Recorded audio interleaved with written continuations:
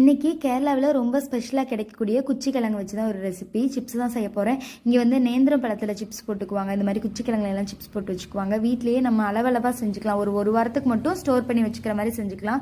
முக்கியமாக இந்த மாதிரி செஞ்சு வச்சுட்டோம்னா ஸ்கூலுக்கு ஸ்நாக்ஸ் கொடுத்துறதுக்கு பிரச்சனையே இல்லை, டெய்லியும் நம்மளால் ஃப்ரூட்ஸ் கொடுத்துட முடியாது. ஸோ இந்த மாதிரி செஞ்சு வச்சு கொடுத்துக்கலாம். மேலே இருக்கிற தோல்லாம் நல்லா சீவிட்டு நம்ம வாஷ் பண்ணிவிட்டு தண்ணியெல்லாம் இல்லாமல் அப்படியே தொடச்சி எடுத்ததுக்கப்புறமா சீவரதை வச்சு என்ன ஷேப்பில் வேணும்னாலும் இந்த மாதிரி சீவி தனியாக எடுத்து வச்சுக்கலாம். சிலர்லாம் எண்ணெயில் அப்படியே சீவி விடுவாங்க, எனக்கு இன்னும் அந்தளவுக்குலாம் நான் அதை பண்ண மாட்டேன். ஸோ வந்து தனியாக சீவி எடுத்து வச்சுக்கிட்டு தேங்காய் எண்ணெயில் பொரிச்சிங்க அப்படின்னா டேஸ்ட்டு வேறு மாதிரி இருக்கும். ஸோ தேங்காய் எண்ணெய் ஊற்றிட்டு நம்ம சீவி எடுத்து வச்சுருக்கிற இந்த கிழங்கையும் போட்டு பொரிச்சு எடுத்துக்கலாம். கலர் ஓரளவுக்கு நல்லா சேஞ்ச் ஆகிடணும். ரொம்ப ஒயிட் கலரில் இருந்துச்சுன்னா உங்களுக்கு உள்ளே வேகாமல் அப்படியே இருக்கிற மாதிரி இருக்கும். ஓரளவுக்கு ப்ரௌன் கலரில் மாறினதுக்கப்புறமா நீங்கள் எடுத்து வச்சுக்கோங்க. இதுக்குள்ளே வந்து உப்பு மிளகாத்தூள்லாம் போட்டு நம்ம ஒரு வாரம் வரைக்கும் வச்சு ஸ்கூலுக்கு ஸ்நாக்ஸ் கொடுத்துடலாம். ரொம்ப டேஸ்ட்டாக இருந்துச்சு. Next time